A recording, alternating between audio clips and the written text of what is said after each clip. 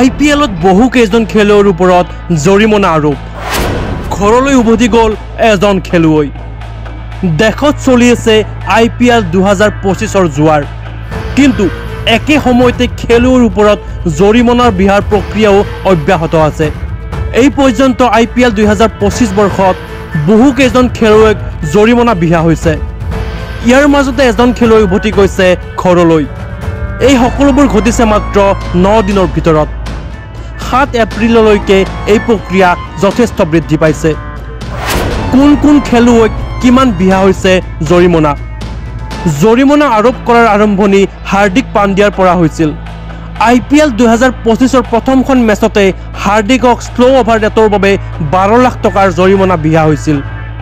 ইয়াৰ পিছতে 31 মাৰ্চত ৰিয়ান পৰাগক বিহা হৈছিল 12 লাখ টকাৰ জৰিমনা আনহাতে 2 এপ্ৰিলত লক্ষ্ণৌ ছুপাৰ জায়েণ্টৰ স্পিনাৰ দিগ্বেশ ৰাঠিয়ে নিজৰ নোটবুক উদযাপনৰ বাবে জৰিমনা পৰিশোধ কৰিব লগা হৈছিল 5 এপ্ৰিলত মুম্বাই ইণ্ডিয়ানছৰ বিৰুদ্ধে লক্ষ্ণৌ ছুপাৰ জায়েণ্টৰ মেচত অধিনায়ক ঋষভ পন্তক স্লো অভাৰ ৰেটৰ বাবে জৰিমনা বিহা হৈছিল যিহেতু IPL 2025ত তেওঁৰ দলৰ প্ৰথম ভুল গতিকে জৰিমনা হিচাপে 12 লাখ টকা দিব লগা হৈছিল ঋষভ পন্তে 7 এপ্ৰিলত IPL 2025ৰ পঞ্চম খেলুৱৈগৰাকীক জৰিমনা বিহা হৈছিল এইবাৰ ইশান্ত শৰ্মাক লেভেল 1ৰ দোষী সাব্যস্ত কৰা হয় তেওঁৰ মেচ মাচুল 25% হ্ৰাস কৰা হৈছে 2 এপ্ৰিলৰ পৰা 5 এপ্ৰিলৰ ভিতৰত অৰ্থাৎ 3 এপ্ৰিলত IPLৰ পৰা হঠাৎ ঘৰলৈ উভতি গৈছিল এজন খেলুৱৈ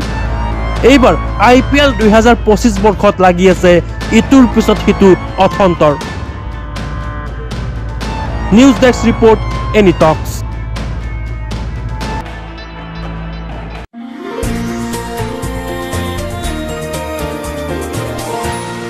এনি টক্স হুতৰ বিপৰীতে ৰাইজৰ স্বাৰ্থত